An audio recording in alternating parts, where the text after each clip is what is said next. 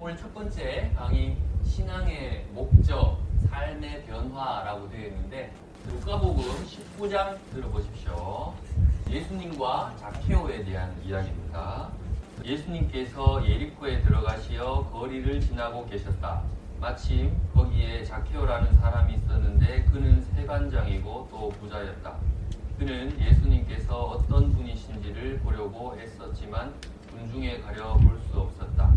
키가 작았기 때문이다. 그래서 앞질러 달려가 돌 모아가 나무로 올라갔다. 그곳을 지나는 예수님을 보려는 것이었다. 예수님께서 거기에 이르러 위를 쳐다보시며 그에게 이르셨다. 자케오야, 얼른 내려오너라. 오늘은 내가 네 집에 머물러야 했다.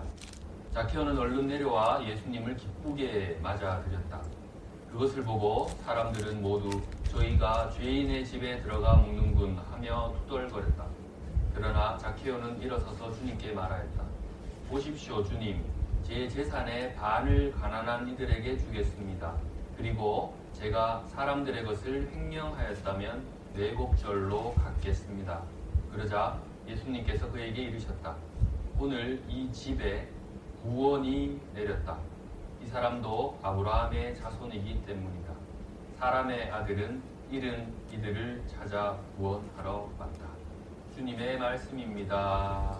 그리스도니 참여합니다. 자케오, 우리 이름 많이 들어봤잖아요. 자케오라는 그 이름에 담긴 속뜻이 뭔지 한번 찾아봤는데 그게 예상과 조금 다릅니다. 깨끗한 자랍니다. 깨끗한 자. 왜 깨끗한 자인가? 오늘 강의를 통해서 한번 살펴보죠. 구원의 벌써 답이 나왔는데 신앙의 목적이 무엇인가? 라고 여쭤봤을 때 우리 안드레 형제님은 이제 구원이라고 말씀하셨는데 맞습니다. 구원입니다. 구원의 또 다른 이름은 어제 제가 말씀드렸습니다. 기쁨입니다. 근데 내 삶이, 내 신앙생활이 기쁜가? 아니면 의무로 가득 차 있는가? 이것은 여러분들이 한번 묵상해봐야 될 문제입니다. 제가 이때까지 여기서 피정 강의도 많이 들어보고 했는데 가장 편안한 자세로 지금 피정이 임하고 계시거든요. 이 소파에서 이렇게 앉아서 피정하는 경우는 잘 없거든요. 주무시면 되겠습니까? 안 되겠습니까? 됩니다. 누가 안 된다고 했습니까? 이번 피정에 당황 잘하는 겁니다. 다음에서 하나님 만나는 거예요. 괜찮습니다. 찬양이 절로 나오네. 먼저 한번 이 자케오라는 사람에게 어떤 과정을 통해서 구원이 내려졌는지, 우리 신앙의 목적이 구원이라면 자케오랑 똑같습니다. 어떻게 구원이 내려졌는지 오늘 말씀을 통해서 그 과정을 한번 살펴보도록 하겠습니다. 자케오의 직업은 뭐 하는 사람입니까? 세관장. 세관장은 세리들의 장입니다. 세리는 뭐 하는 사람? 세금 거두는 사람. 이때 당시에 세리들은 인간 취급도 못 받았습니다. 왜냐하면 그 시대의 상황을 잘 아시겠지만 로마의 지배를 받던 시기입니다. 세금을 거두면 그 세금 다 어디로 가겠습니까? 로마로 다. 자기 동족한테 세금을 걷어서 자기를 핍박하고 괴롭히고 있는 이민족에게 돈을 바치는 사람. 이 사람이 바로 세리라는 사람들인데 그 중에 장이었답니다. 그러니까 얼마나 나쁜 사람이겠습니까? 근데 여기서 더 한 발짝 나가면 이 세리라는 사람들은 어떻게 먹고 살았느냐? 로마에서 녹을 받고 그렇게 지내지 않았습니다. 이 사람들은 세금을 거두는데 일정량을 바쳐야 됩니다. 로마에. 근데 그걸 거두고 남은 것은 다 누구 거냐? 자기 겁니다. 그러면 어떻게 하겠습니까? 더 많이 거두려고. 그러니까 이스라엘 민족들이 볼 때는 나쁜 놈 중에 나쁜 놈. 엄청 나쁜 놈이죠. 그래서 돈은 많았겠죠. 돈은 많았는데 대신에 이 사람은 엄청 외로웠을 것입니다. 길거리 다닐 때마다 또 돈이 많으니까 지위가 있으니까 인사할지 몰라도 속으로는 그 사람을 욕했을 것 같습니다. 그거를 이 세리들은 몰랐을까요? 알았을 것 같습니다. 그럼에도 불구하고 그렇게 살아갔던 것 같습니다. 그런 마을에 예수라는 랍비가 오게 됩니다. 예수님의 소문을 들었을 겁니다. 소문을 들었는데 어떤 사람이 보고 싶은데 하나의 문제가 있습니다. 예수님을 보려고 많은 사람들이 모였겠죠. 나도 예수님을 보고 싶거든, 자케오도. 근데 자케오에게는 큰 부족함이 하나 있습니다. 예수님을 보기에. 맞습니다. 키가 작다. 이 키가 작았다는 것은 신체적으로 키가 작았다라는 것을 의미하기도 하지만 더 넓게 확장시키자면 이 사람이 가지고 있는 부족함, 죄를 뜻하는 그것 때문에 예수님께 가까이 다가갈 수 없었던 것이죠. 근데 이 자케오가 어떻게 했습니까? 무화과 나무로 올라갔죠. 왜? 이유는 한 가지입니다. 예수님을 더 잘 보기 위해서. 자기가 가지고 있는 수많은 죄, 부족함이 있음에도 불구하고 예수님이라는 분을 보고 싶었습니다. 보고 싶었던 이유는 한 가지겠죠. 예수님이라는 분의 소문이 다 퍼졌을 겁니다. 기적을 행하고 사람들을 고치고 하나님의 아들이라고 스스로 자처하고 이런 소문이 퍼졌을 겁니다. 저분이라면 나는 돈은 많지만 이상을 기쁘게 살아가지 못하는 나에게도 저분은 구원을 주실 수 있는 분이야 하고 생각했겠죠. 일만의 믿음도 있었겠죠. 믿음이 있었으니까 그렇게 예수님 보고 싶었죠. 그래서 무화과 나무로 올라갑니다. 그런 자케오를 예수님은 가만히 두지 않습니다. 어떻게 했습니까? 나무에서 내려옵니다. 그 말은 무슨 말인가? 더 가까이 하게 됩니다. 가만히 있는데 저 멀리 그냥 저 뒤에서 이렇게 있나 이렇게 예수님을 보는 사람 보고 야 일로 와 라고 예수님 말씀하시지 않았습니다. 예수님은 수많은 죄를 가지고 있음에도 당신을 만나기 위해서 돌무화과 나무로 올라가는 수고를 마다하지 않은 자케오를 부르셨다는 거죠. 그래서 함께 하셨다. 엄청난 이야기입니다. 그 뒤에 어떻게 되는지 볼까요?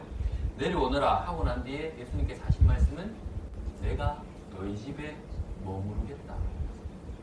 함께 하겠다. 그러고 나니까 자케오가 바로 말을 던집니다. 이렇게 얘기하죠. 보십시오, 주님. 예수님 그렇게 하라고 말씀도 안 하셨습니다. 보십시오, 주님. 제 재산의 반을 가난한 이들에게 주겠습니다. 그리고 제가 사람들의 것을 횡령하였다면 내 복절로 갚겠습니다. 이렇게. 이때까지 그렇게 욕을 얻어 먹어가면서 어렵게 모은 재산을 한 방에 반을 내놓고 혹시나 내가 죄를 지어서 횡령한 돈을 갖다가 4배로 갚겠습니다. 그러니까 예수님이 마지막으로 말씀하십니다. 이게 오늘의 하이라이트죠. 예수님께서 그에게 이르셨다. 오늘 이 집에 구원이 내렸다. 구원을 선포해버리시다.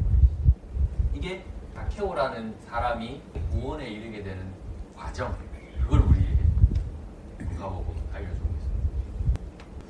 우리의 삶의 여정을 한번 살펴보아야 합니다.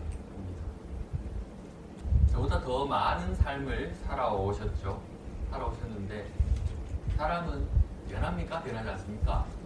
안 그래요?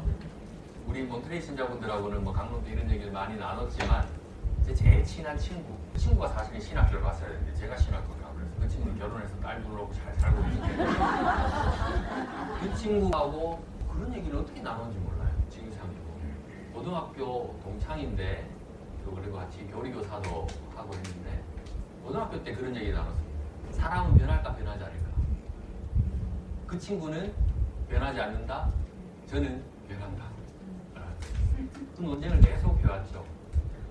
그래서 미국 오기 전에 오랜만에 만나서 소주 한잔 하면서 얘기했는데 아직까지도 그 생각이 변함이 없더라고요.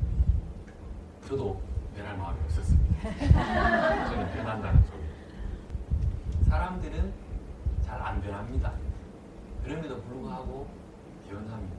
신부님, 어떤 근거로 사람이 변한다고 얘기하세요? 변하지 않는 건 맞습니다. 자기가 살아온 습성대로, 습관대로, 그 꼴대로 살아가는 게 맞습니다. 하지만 변합니다. 그 근거는 뭔가? 왜 왜 신부님 변한다고 생각하세요? 그 근거는 바로 나입니다. 예전하고 똑같은 모습으로 살고 계십니까? 아니잖아요. 변하셨잖아요. 다른 사람들도 마찬가지입니다. 나도 변했는데 다른 사람, 우리가 무슨 권한으로 다른 사람은 안 변한다고 해요? 어떻게 그렇게 규정 지어버릴 수 있어요? 내가 옛날하고 똑같은 모습으로 살지 않고 변하는 것처럼 다른 사람들도 변할 수 있어요. 단지 그것이 어려울 뿐이다. 삶의 변화를 원하시기 때문에 이 자리에 오신 거라고 저는 생각합니다. 조금이라도 나는 변하고 싶다. 조금이라도 하나님 안에서 휴식을 얻으면서 또 그 안에서 기쁨을 찾고 싶다라는 마음으로 오셨을까? 그 변화의 첫 순간에 지금 서 있습니다. 어떤 분은 어제 이미 나는 변화를 다 경험했다고 생각하시는 분도 계실 것 같아요. 저는 그 모습을 어제 봤거든요. 처음에 시작할 때는 노래 기도할 때는 그냥 이렇게 앉아 계시다가 나중에 미사쯤 되니까 얼굴이 다 바뀌셨어요. 근데 오늘 얼굴 보니까 또 어제로 돌아가셨어요. 사람들이 그렇게 변하는 거죠. 사과 땅 밑에서 사과가 떨어지길 바라는 사람이 있습니다. 우린 그걸 어리석다라고 생각하죠. 나의 신앙은 어떤가? 나의 신앙도 내가 10년, 20년, 30년, 40년을 신앙생활을 해왔지만 그냥 사과나무 밑에 입을 벌리고 있는 것처럼 그냥 있으면 내 신앙생활이 깊어질 수 있고 또 하나님께서 나에게 은총과 복을 줄 수 있다라고 생각하고 있지는 않습니다. 나는 하나님의 그 구원을 그리고 신앙의 기쁨을 체험하기 위해서 어떤 노력을 하고 있는가? 자케오가 돌무화과나무로 올라갔던 그런 노력만큼 나는 어떤 노력을 하고 있는가? 노력도 하지 않으면서 나는 변하고 싶습니다 라고 얘기하면 안 될 것 같아요. 제가 내 스스로 변화될 수도 있지만 나 스스로 변화하는 건 참 쉬운 일이 아닙니다. 그리고 오래가지 못합니다. 근데 그보다 더 빠르고 그리고 더 지속적으로 나를 변화시킬 수 있는 방법이 있습니다. 그게 무엇이냐? 자키오. 하느님을 만나게 됩니다. 하느님을 만나게 되면 내가 변할 수 있고 또 그것이 더 지속적으로 우리는 그 하느님을 만나기 위해 이 자리에 있는 겁니다. 자꾸 핑계대기 바쁘죠. 이래서 성당에 못 가고 이래서 기도를 못 하고 이래서 신앙생활이 힘들고 이런 자꾸 핑계를 대기 바쁘고 저 사람 미워서 나는 사랑하지 못해서 나는 이것밖에 안 돼서 내 가족도 종교 못하는데 내가 이렇게 되겠는가 이런 생각 자꾸 핑계를 잡고 그런 거 그냥 아무것도 아니라고 뒤로 밀어놓고 내가 하느님을 만나는 일에 전념을 하는 정도. 그러면 분명히 변화됩니다. 그 변화된 삶 속에서 분명히 하느님께서 우리에게 주시려는 그 지금도 내려지고 있는 그 은총을 우리는 받을 수 있습니다. 느낄 수 있습니다. 은총을 받는다는 것은 우리가 착각하면 안 돼요. 가만히 있는데 은총이 갑자기 내려지는 그게 은총이 아닙니다. 진짜 은총은 뭐냐 하면 지금도 나에게 내려지고 있는 은총을 느끼는 거예요. 하나님께서 나를 왜 골탕 먹이려고 일부러 십자가를 주시고 일부러 고통을 주시겠습니까? 그러지 않습니다. 자녀들에게 그러하지 않으시잖아요. 어떻게든 자녀들이 행복하고 기쁘면 좋겠잖아요. 하나님도 마찬가지입니다. 당신이 지으신 모든 것을 사랑하신다 하셨잖아요. 뒤에서 11장 22절. 그리고 당신이 지으신 것을 싫어할 리 없으시다 하시잖아요. 그 은총을 느끼는 것입니다. 그럼 그걸 우리는 은총을 받았다고 얘기하는 거죠. 지나보니까 알겠어요. 신학 교육이 얼마나 양질의 교육이었는지. 저도 뭐 고등학교에서도 아이들과 함께 있어봤고 대학교에서도 학생들과 함께 있어봤지만 진짜 신학 교육이 엄청난 교육이라는 것을 알고 있습니다. 어떤 지식을 얻는 것이 아니라 사람을 완전히 변화시켜, 완전히 개조시켜버리는 그런 교육이었거든요. 지나고 보니까 그렇더라고요. 신학교 때 부모님이 제일 자주 하시는 말이 뭐냐면 수업 시간에도 자주 하시는 말이 좋아요, 좋아요.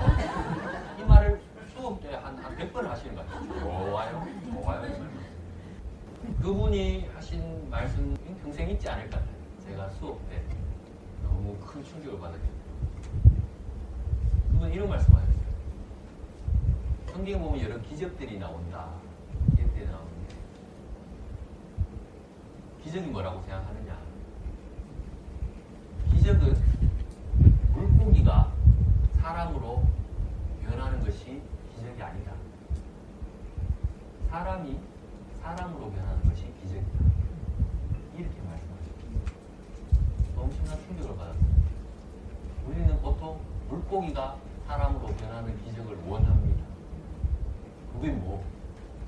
그게 뭐라? 그게 나와 무슨 상관이 있는데? 우리가 그거 열광할 필요가 없는 거예요. 진짜 기적은 뭐냐? 사람이 사람으로 변하는 것.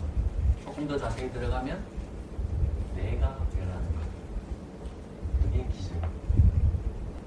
이 강의 끝. 짧죠? 짧게 하겠습니다. 대신에 제가 강의 때마다 여러분들에게 질문을 던질 겁니다. 그래서 잠시 앉으셔서 묵상해보시고 기도하시면 좋겠습니다. 묵상거리 하나 던져드리도록 하겠습니다. 길게 하실 필요도 없어요. 한 5분 정도만 앉으셔서 하시고 잠깐 가시고 하시면 첫 번째, 나는 변할 마음이 있는가? 두 번째, 나는 어떤 변화를 원하는가? 세 번째, 하느님은 나에게 어떤 변화를 원하십니까? 세 가지 다 답할 필요 없으세요. 그냥 마음 가는 대로 그냥 하셔도 되고 안 쓰셔도 되고 여러분 마음대로 하셔도 돼요. 그 세 가지 하고 난 뒤에 내가 글로 정리해도 좋고 마음으로 정리해도 좋은데 그 뒤에 꼭 해야 될 게 있습니다. 마지막으로 해야 될 건 기도하십시오. 내 묵상에 대한 기도를 하느님께 꼭 드리십시오. 10초도 좋고 1분도 좋습니다. 지금부터 잠시 묵상 시작하겠습니다.